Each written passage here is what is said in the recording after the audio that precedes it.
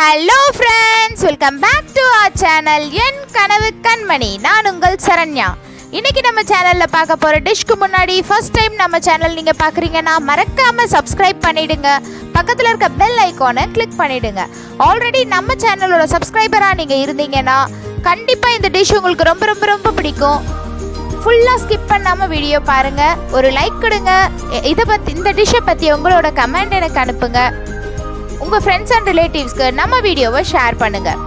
இந்த டிஷ் என்னென்னா, ஃபிஷ் எப்போவுமே நம்ம குழம்பு வச்சு வறுத்து இப்படியே சாப்பிட்டு பழகிட்டோம் இல்லையா? இது ஒரு புதுவிதமான டிஷ், பர்மீஷ் டிஷ். ஒரு ஃபிஷ் கறி தான் நம்ம இதில் பார்க்க போகிறோம். இதை சீபியான் அப்படின்னு சொல்லிட்டு பர்மீஷ் இதில் சொல்லுவாங்க. இப்போ அதுக்கு தேவையான இன்க்ரீடியன்ட்ஸ் என்னென்னு பார்த்துருவோம். அதோட கண்டினியூஷனாக இதை ப்ரிப்பேர் பண்ணிவிடுவோம். ஃபிஷ் கறி செய்ய தேவையான இன்க்ரீடியன்ட்ஸ்: நல்லெண்ணெய் நான் எடுத்திருக்கேன். நல்லெண்ணெய் தான் எடுக்கணும்னு அவசியம் இல்லை, நான் யூஸ் பண்ணுறது நல்லெண்ணெய்ன்றனால நான் நல்லெண்ணெய் எடுத்திருக்கேன். நீங்கள் என்ன ஆயில் வேணாலும் யூஸ் பண்ணிக்கலாம். இது பார்த்திங்கன்னா சோம்பு, அதில் 2-3 கருப்பாக இருக்குது, அது வேறு எதுவும் இல்லை, கடுகு மிக்ஸ் ஆகிடுச்சு, அதுதான். தேவையான அளவு சால்ட் எடுத்துக்கணும். மஞ்சள் பொடி எடுத்துக்கோங்க. சீரகம் 1 ஸ்பூன். பூண்டு ஒரு 10 பல்லு நான் எடுத்திருக்கேன். மேலேயும் கீழேயும் மட்டும் பூண்டு கட் பண்ணி வச்சுருக்கேன். பட் தோலோடு தான் நான் வச்சுருக்கேன். தோலோடு பட்டால் இந்த டிஷ்க்கு ஒரு தனி டேஸ்ட் வரும். இல்லை உங்களுக்கு தோல் வேண்டாம் அப்படின்னு நினச்சிங்கன்னா நீங்கள் அந்த தோலை எடுத்துடலாம். அதே மாதிரி காஞ்ச மிளகாய் மட்டும்தான் இந்த டிஷ்க்கு ஆட் பண்ண போகிறோம். மற்றபடி எந்த மிளகாய் தூளும் ஆட் பண்ண போகிறது கிடையாது. ஸோ காஞ்ச மிளகாய் காரத்துக்கு ஏற்ற மாதிரி நம்ம ஒரு 1 ஹவருக்கு முன்னே தண்ணியில் ஊற வச்சிடணும்.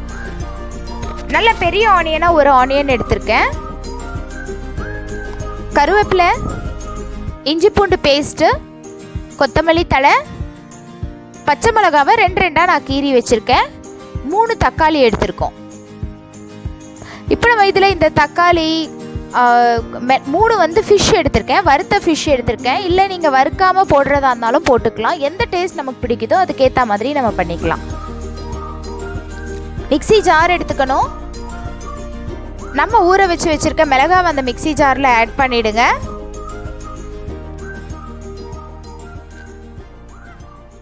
இந்த தண்ணி பார்த்திங்கன்னா, நான் மிளகாவை நல்லா வாஷ் பண்ணி எடுத்துகிட்டு அதுக்கப்புறம் தான் ஊற வச்சேன். ஸோ அந்த தண்ணியை நம்ம இங்கே அரைக்கிறதுக்கோ இல்லை குழம்புக்கோ நம்ம அதை சேர்த்துக்கலாம். இப்போ நம்ம ஊற வச்சுருக்க பூண்டையும் எடுத்து அதில் போட்டுடணும். சீரகம் நம்ம எடுத்து வச்சுருக்கோம் இல்லையா, 1 ஸ்பூன் மொத்தத்தையும் அதில் போட்டுடணும். சோம்பு பாதி போட்டுட்டு பாதி தாளிப்புக்காக எடுத்து வச்சிடலாம். இப்போ இதை நம்ம கிரைண்ட் பண்ணி எடுத்துக்கணும்.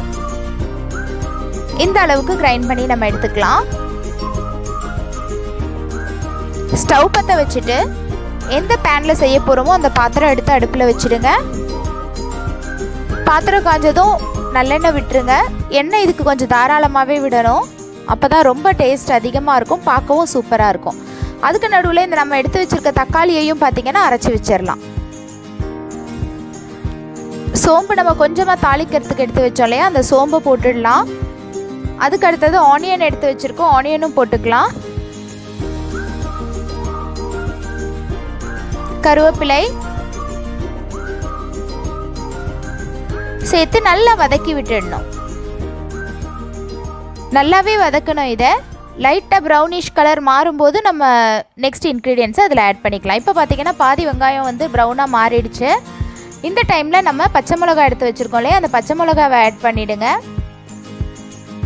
இது வதக்கி விட்டுட்டு நெக்ஸ்ட் தக்காளி, நம்ம அரைச்சி வச்சிருக்க தக்காளியை ஆட் பண்ணிடணும். நல்லா மிக்ஸ் பண்ணி விடணும்.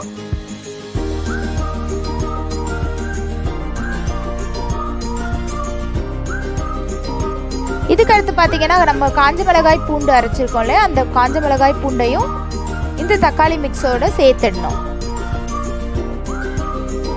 இப்போவே பார்த்தீங்கன்னா நமக்கு பிடிச்ச கலர் கொஞ்சம் மாறிடுச்சு. இதோட ஃபினிஷிங்கில் இன்னும் கலர் நல்லா சூப்பராக இருக்கும் பார்க்குறதுக்கு. உப்பு தேவையான அளவு போட்டுக்கலாம்.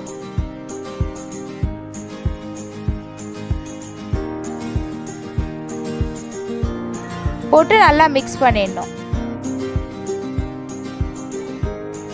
இஞ்சி பூண்டு பேஸ்ட் வச்சுருக்கோம் இல்லையா, அந்த இஞ்சி பூண்டு பேஸ்ட்டையும் இதனோட சேர்த்துடணும்.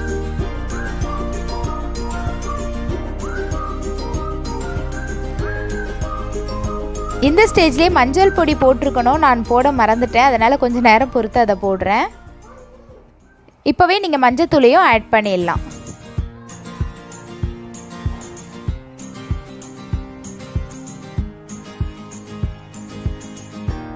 இதுக்கடுத்து நம்ம இங்கே அரைச்சது போட்டிருக்கோம் இல்லையா, தக்காளியும் மிளகாவும் அந்த பாத்திரத்தில் வந்து நல்லா ஒட்டிகிட்ருக்கு. ஸோ இப்போ நமக்கு தேவையான அளவு தண்ணி கொஞ்சம் ஊற்ற வேண்டியது இருக்குது. ஸோ நம்ம அந்த பாத்திரத்துலேருந்து அதை வேஸ்ட் பண்ணாமல் அதுலேயே ஊற்றி அந்த தண்ணியை இதில் ஆட் பண்ணிடலாம்.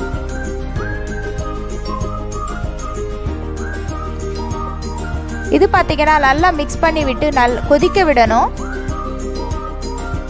கொதித்து சுண்டணும்.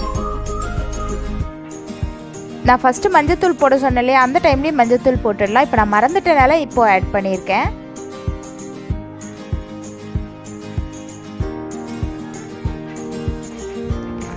இப்போ நல்லா கொதிச்சிட்ருக்கு. இதில் வந்து நம்ம எடுத்து வச்சுருக்க அந்த வறுத்த மீனை போட்டுடலாம். மறுபடியும் சொல்கிறேன், இது வறுத்த மீன் போடுற டேஸ்ட் எனக்கு பிடிக்குன்றனால வறுத்து போட்டிருக்கேன். இல்லை நீங்கள் நார்மலாக போடுறதா இருந்தாலும் போட்டுக்கலாம், ரெண்டுமே நல்லா தான் இருக்கும். இப்போ நல்லா அதை முழுகிற அளவுக்கு உள்ளே அழுத்தி விட்டுடணும். இன்னும் நல்லா சுண்டினதுக்கப்புறம் எடுத்துடலாம். இது வந்து குழம்பு ஊற்றி சாப்பிட்ற மாதிரி இருக்காது. நம்ம தக்காளி தொக்கெல்லாம் இருக்கும் இல்லையா, அந்த ஒரு ஸ்டேஜில் தான் இருக்கும். நம்ம இதை சுடு சாதத்தில் போட்டு பிசைஞ்சு சாப்பிட்டோன்னா ரொம்பவே நல்லா டேஸ்ட் இருக்கும். இப்போ பார்த்திங்கன்னா சூப்பராக நல்லா அந்த கிரேவியெல்லாம் வந்து மீன் உள்ள போய் நல்லா ஊறிடுச்சு.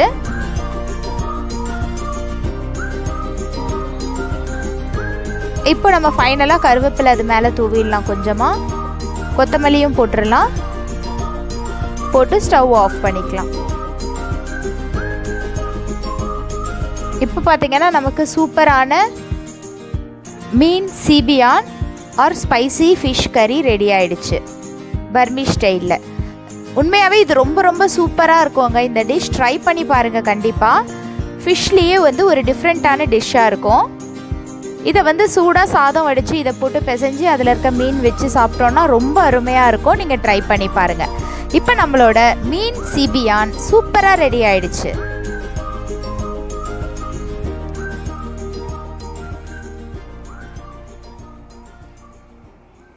இப்போ அந்த மீனை பார்த்தாலே நமக்கு சாப்பிடணும் போல் ஆசை வரும். அந்த அளவுக்கு நல்லா அந்த கிரேவியெல்லாம் ஊறிட்டு ரொம்ப அருமையாக இருக்கும். நெக்ஸ்ட் இன்னும் ஒரு இன்ட்ரெஸ்டிங்கான விஷயத்தோட இல்லை இன்ட்ரெஸ்டிங்கான டிஷ்ஷோட உங்களை மீட் பண்ணுறேன். பாய் பாய்.